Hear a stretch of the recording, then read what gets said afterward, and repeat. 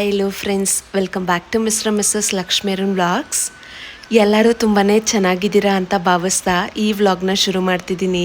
ಹೊರಗಡೆ ಹೋಗಿ ತುಂಬ ದಿನ ಆಗೋಗ್ಬಿಟ್ಟಿತ್ತು. ಫ್ಯಾಮಿಲಿ ಜೊತೆಲಿ ಹೊರಗಡೆ ಹೋದರೆ ಮೈಂಡ್ ಏನೋ ಒಂಥರ ರಿಲ್ಯಾಕ್ಸ್ಡಾಗಿ ಫೀಲ್ ಆಗುತ್ತೆ. ಯಾವಾಗ ನೋಡಿದ್ರೂ ಮನೆ ಕೆಲಸ, ಆಫೀಸ್ ಕೆಲಸ, ಮಗುನ ನೋಡ್ಕೊ, ಅಡುಗೆ ಮಾಡು, ಇದರಲ್ಲೇ ತಲೆ ಓಡ್ತಾ ಇರುತ್ತೆ. ಮತ್ತು ದಿನಗಳು ಯಾವ ರೀತಿ ಉರುಳುತ್ತೆ ಅನ್ನೋದೇ ಗೊತ್ತಾಗ್ತಾ ಇಲ್ಲ. ಮದುವೆ ಆಗಿ ಮಕ್ಕಳಾದ್ಮೇಲೆ ಅಂತೂ ಕೇಳೋದೇ ಬೇಡ. ಪಕ್ಕದಲ್ಲಿರೋವಂಥ ಅಂಗಡಿಗೆ ತರಕಾರಿ ತರೋದಕ್ಕೆ ಅಥವಾ ರಿಕ್ವೈರ್ಡ್ ಐಟಮ್ಸ್ ತರೋದಕ್ಕಂತ ಹೋಗ್ತೀವಲ್ಲ, ಅದೇ ಒಂದು ಶಾರ್ಟ್ ಟ್ರಿಪ್ ಥರನೇ ಅನ್ನಿಸ್ಬಿಡುತ್ತೆ.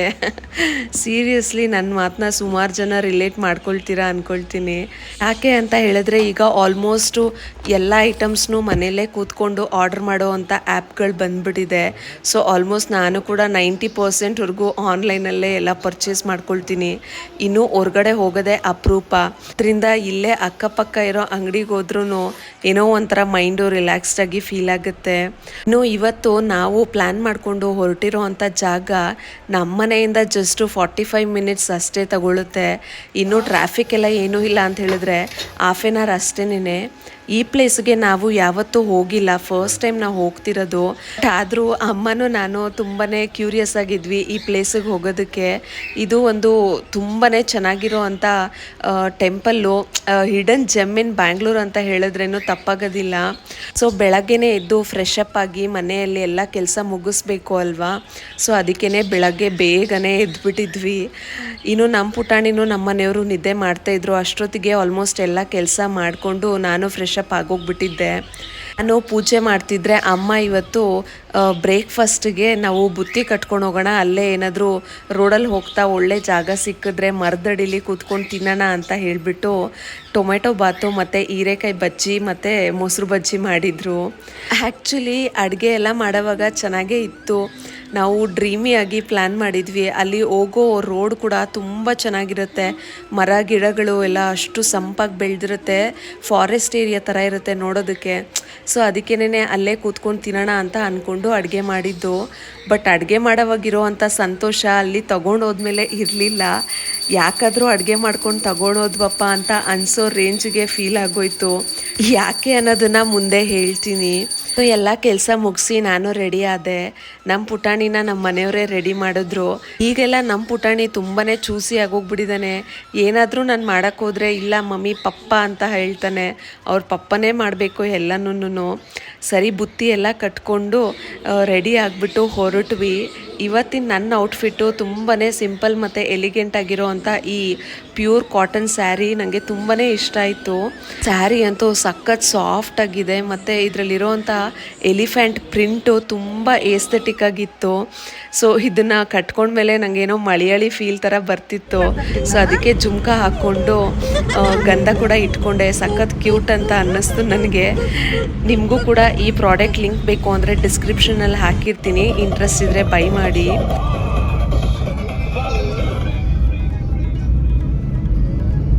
ನಾವು ಹೋಗುವಂಥ ದಾರಿಲಿ ತುಂಬಾ ಚೆನ್ನಾಗಿರುವಂಥ ನೇಚರ್ ವ್ಯೂ ಸಿಗುತ್ತೆ. ನಾನು ಎಂಜಾಯ್ ಮಾಡ್ಕೋತಾ ಹೋಗ್ತಿದ್ದೆ, ಯಾವುದನ್ನು ಕ್ಯಾಪ್ಚರ್ ಮಾಡ್ಕೊಂಡಿಲ್ಲ. ಸೊ ಫೈನಲಿ ಟೆಂಪಲ್ ಹತ್ರ ಬಂದು ಇಳ್ದಾಯ್ತು. ಸಕ್ಕತ್ತಾಗಿದೆ ಅಲ್ಲ.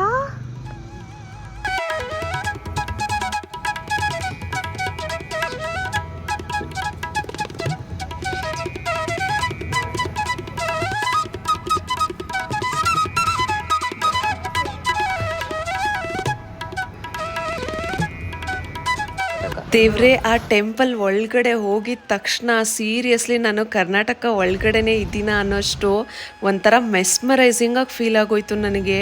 ವಾವ್, ಸೀರಿಯಸ್ಲಿ ಈ ಟೆಂಪಲ್ಲು ಮಸ್ಟ್ ವಿಸಿಟ್ ಅಂತ ಹೇಳ್ತೀನಿ ಫ್ರೆಂಡ್ಸ್. ನನಗಂತೂ ಸಖತ್ ಖುಷಿ ಆಯಿತು.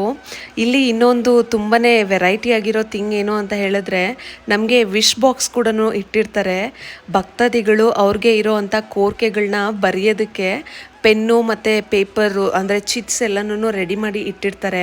ಸೊ ನಮ್ಮ ಕೋರಿಕೆಗಳನ್ನ ಬರೆದು ಇಷ್ಟು ದಿನ ಒಳಗಡೆ ನೆರವೇರಬೇಕು ತಾಯಿ ಅಂತ ಹೇಳಿ ಆ ಬಾಕ್ಸಲ್ಲಿ ಬರೆದು ಹಾಕಬೇಕು. ಸುಮಾರು ಜನ ಆ ರೀತಿ ಬರೆದು ಹಾಕ್ತಿದ್ರು. ಸೊ ನಾವು ಕೂಡ ತುಂಬಾ ನಂಬಿಕೆಯಿಂದ ಅದನ್ನೆಲ್ಲ ಬರೆದು ಹಾಕಿದ್ವಿ. ಚಿನ್ನು ಅಷ್ಟೊಂದೆಲ್ಲ ಇದು ಮಾಡಲ್ಲ ಈ ರೀತಿಯಾಗಿರುವಂಥ ಥಿಂಗ್ಸಲ್ಲಿ, ಬಟ್ ಆದರೆ ಕೊಡೆ ನಾನು ಬರಿತೀನಿ ಅಂತ ವಾಲಂಟ್ರಿಯಾಗಿ ಅವರು ತೊಗೊಂಡು ಮಾಡಿದ್ರು. ಇನ್ನು ನಾವು ಇಲ್ಲಿಗೆ ಎಂಟರ್ ಆಗಿದ ತಕ್ಷಣ ನಮಗೆ ಅಲ್ಲಿ ದೇವ್ರಿಗೆ ಬೇಕಾಗಿರುವಂಥ ಐಟಮ್ಸ್ ಸಿಗುತ್ತೆ. ಸೊ ನಮ್ಮ ಆತ್ಮಕ್ಕೆ ಒಂಥರ ತೃಪ್ತಿ ಮತ್ತು ನೆಮ್ಮದಿ ಸಿಗಬೇಕು ಅಂತ ಹೇಳಿದ್ರೆ ಅಲ್ಲಿ ಕೊಬ್ಬರಿ ಕೊಡ್ತಾರೆ. ಅದನ್ನು ದೇವ್ರಿಗೆ ಅರ್ಪಿಸಿ ಪೂಜಾರಿ ಅರ್ಧ ಕೊಬ್ಬರಿ ನಮಗೆ ಕೊಡ್ತಾರೆ, ಅರ್ಧ ಕೊಬ್ಬರಿ ದೇವ್ರಿಗೆ ಇಡ್ತಾರೆ. ನಮಗೆ ಕೊಟ್ಟಿರೋವಂಥ ಕೊಬ್ಬರಿನ ಇಲ್ಲಿ ಹೋಮದ ಕುಂಡ ಥರ ಇರುತ್ತೆ. ಸೊ ಅದರಲ್ಲಿ ಇಟ್ಟು ನಾವು ಸುಡಬೇಕು. ಆ ಸುಡೋದ್ರಿಂದ ಒಳ್ಳೆ ಫ್ರೇಗ್ರೆನ್ಸ್ ಬರುತ್ತಲ್ಲ, ಅದು ನಮಗೆ ಮನಸ್ಸಿಗೆ ಒಂದು ಪೀಸ್ಫುಲ್ಲಾಗಿರುವಂಥ ಫೀಲಿಂಗ್ ಕೊಡುತ್ತೆ. ಸೀರಿಯಸ್ಲಿ ಈ ರಿಚುವಲ್ಸ್ ಎಲ್ಲನೂ ನನಗೆ ತುಂಬಾ ಹೊಸ್ದು. ಈ ದೇವಸ್ಥಾನ ಆ್ಯಕ್ಚುಲಿ ಆಶಾಪುರ ಮಾತಾಜಿ ದೇವಸ್ಥಾನ. ಸುಮಾರು ಜನ ಸೇಟುಗಳೇ ಇಲ್ಲಿ ನೋಡೋದಕ್ಕೆ ಸಿಗ್ತಾರೆ.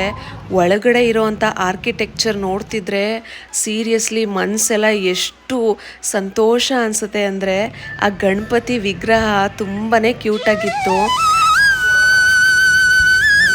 ಇನ್ನು ಈ ದೇವಸ್ಥಾನದಲ್ಲಿ ಸ್ಪೆಷಾಲಿಟಿ ಏನು ಅಂತ ಹೇಳಿದ್ರೆ, ಕಾಲಭೈರವದು ದೇವಸ್ಥಾನ ಕೂಡ ಇದೆ. ಸಖತ್ ಕ್ಯೂಟಾಗಿತ್ತು. ಆ ದೇವ್ರ ವಾಹನ ನಾಯಿ ಮರಿ ಆಗಿರೋದ್ರಿಂದ ಆ ಸ್ಟ್ಯಾಚ್ಯೂನು ಸಖತ್ ಕ್ಯೂಟಾಗಿತ್ತು.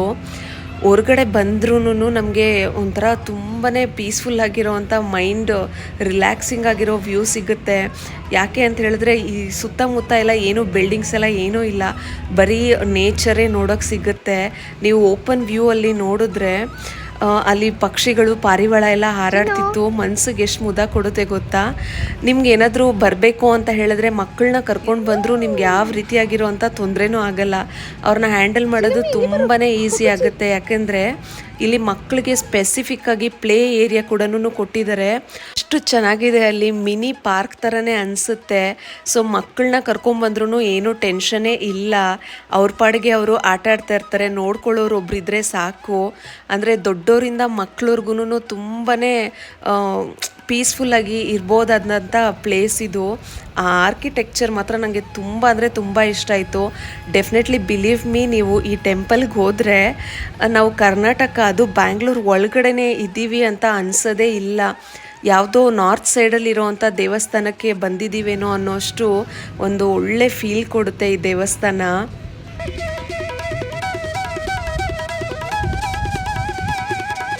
ಈ ದೇವಸ್ಥಾನ ಇರೋದು ಬಿಲ್ವಾರ್ದಹಳ್ಳಿ, ಬೆಂಗಳೂರು ಹತ್ರ.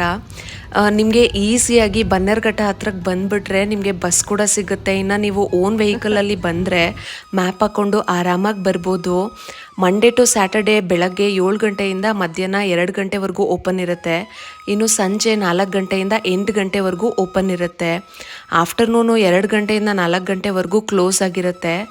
ಸಂಡೇಸು ಮತ್ತು ಹಾಲಿಡೇಸ್ ಇರುತ್ತಲ್ವ, ಗೌರ್ಮೆಂಟ್ ಹಾಲಿಡೇಸ್, ಅಂಥ ಡೇಸಲ್ಲಿ 7 to 8 PM ಕಂಪ್ಲೀಟ್ಲಿ ಕಂಟಿನ್ಯೂಸ್ ಆಗಿ ಓಪನ್ ಇರುತ್ತೆ.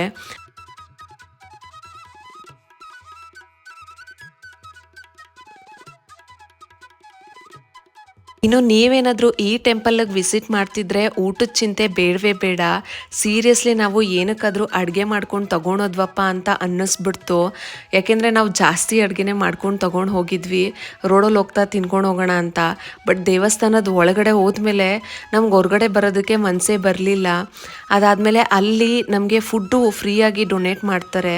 ಅಲ್ಲಿ ಭೋಜನಾಶ್ರಮ ಇದೆ, ಯಾರು ಬೇಕಾದರೂ ಊಟ ತಿನ್ಬೋದು. ಅನ್ನ ಪ್ರಸಾದ ಮಾತ್ರ ಅಷ್ಟು ಔಟ್ಸ್ಟ್ಯಾಂಡಿಂಗ್ ಆಗಿರುತ್ತೆ.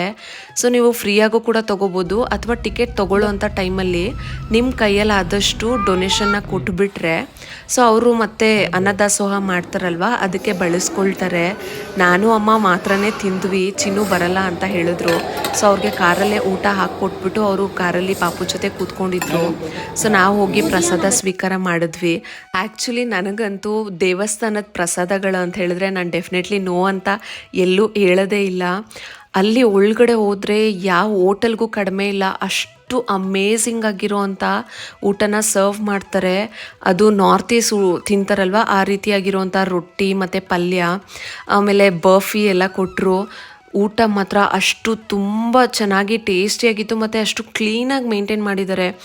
ಆ ಏರಿಯಾನೇ ನೋಡೋದಕ್ಕೆ ಒಳ್ಳೆ ಸ್ಟಾರ್ ಹೋಟೆಲ್ಗಳಿಗೆ ಒಳಗಡೆ ಎಂಟ್ರಿ ಕೊಟ್ಟರೆ ಹೆಂಗಿರುತ್ತಲ್ವ ಆ ಥರ ಫೀಲ್ ಕೊಡ್ತಿತ್ತು. ಯಾರೇ ಇಲ್ಲಿಗೆ ಬಂದ್ರೂ ನೀವು ಅನ್ನ ಪ್ರಸಾದ ಸೇವನೆ ಮಾಡಿಕೊಂಡೇ ಹೋಗಿ. ನಾನು ಚಿನ್ನುಗೆ ಹೋಗಿ ಕೂಡ ಇದನ್ನೇ ಹೇಳಿದ್ದು, ನೀನು ತುಂಬಾ ವರ್ತಾಗಿರೋ ಫುಡ್ನ ಮಿಸ್ ಮಾಡಿಕೊಂಡೆ ಅಂತ. ನೆಕ್ಸ್ಟ್ ಟೈಮ್ ಮತ್ತೆ ವಿಸಿಟ್ ಮಾಡಿದ್ರೆ ತಿಂತೀನಿ ಕಣೆ ಅಂತ ಹೇಳ್ತಿದ್ರು. ಸೀರಿಯಸ್ಲಿ ಫ್ರೆಂಡ್ಸ್, ನೀವೇನಾದರೂ ಇಲ್ಲಿಗೆ ಹೋಗ್ತೀನಿ ಅಂತ ಪ್ಲ್ಯಾನ್ ಮಾಡಿದ್ರೆ ಫ್ರೆಂಡ್ಸ್ ಜೊತೆ ಆದರೂ ಆಗಲಿ, ಫ್ಯಾಮಿಲಿ ಜೊತೆಯಲ್ಲಾದರೂ ಆಗಲಿ, ತಾಯಿ ಆಶೀರ್ವಾದ ಪಡ್ಕೊಂಡು ನೀವು ಡೆಫಿನೆಟ್ಲಿ ನೇಚರಲ್ಲಿ ಎಂಜಾಯ್ ಮಾಡ್ಕೊತಾ ಒಳ್ಳೆ ಪ್ರಸಾದನ ಸ್ವೀಕಾರ ಮಾಡ್ಕೊಂಡು ಬರ್ಬೋದು. ಬ್ಯಾಂಗ್ಳೂರಿಂದ ತುಂಬಾ ಹತ್ರ ಇರೋವಂಥ ಪ್ಲೇಸ್ ಇದು. ಹೆವನ್ಲಿಯಾಗಿ ಫೀಲ್ ಆಗುತ್ತೆ. ಮಿಸ್ ಮಾಡಿಕೊಂಡ್ರೆ ಅಂತೂ ಡೆಫಿನೆಟ್ಲಿ ರಿಗ್ರೆಟ್ ಮಾಡ್ತೀರಾ. ಆದಷ್ಟು ಬೇಗ ಪ್ಲ್ಯಾನ್ ಮಾಡಿಕೊಂಡು ಈ ಟೆಂಪಲ್ ವಿಸಿಟ್ನ ಪ್ಲ್ಯಾನ್ ಮಾಡಿ. ನೋಡಿದ್ರಲ್ವಾ ಫ್ರೆಂಡ್ಸ್, ನನ್ನ ಜೊತೆ ಶ್ರೀ ಆಶಾಪುರ ಮಾತಾಜಿ ಟೆಂಪಲ್ನ ವರ್ಚುವಲಿ ಟೂರ್ ಮಾಡಿದ್ದೀರಾ. ಸೊ ಈ ವ್ಲಾಗು ನಿಮಗೆ ಇಷ್ಟ ಆಗಿತ್ತು ಅಂತ ಹೇಳಿದ್ರೆ ದಯವಿಟ್ಟು ಒಂದು ಲೈಕ್ ಮಾಡಿ, ಶೇರ್ ಮಾಡಿ. ನೀವು ಕೂಡ ಈ ಟೆಂಪಲ್ನ ವಿಸಿಟ್ ಮಾಡಿದ್ರಾ ಇಲ್ವಾ ಅಂತ ತಪ್ಪದೆ ಕಮೆಂಟ್ ಮೂಲಕ ತಿಳಿಸಿ. ನನ್ನ ಚಾನಲ್ಗೆ ಸಬ್ಸ್ಕ್ರೈಬ್ ಮಾಡಿ ನನಗೆ ಸಪೋರ್ಟ್ ಮಾಡಿ. Thank you for watching. Will catch you in next vlog.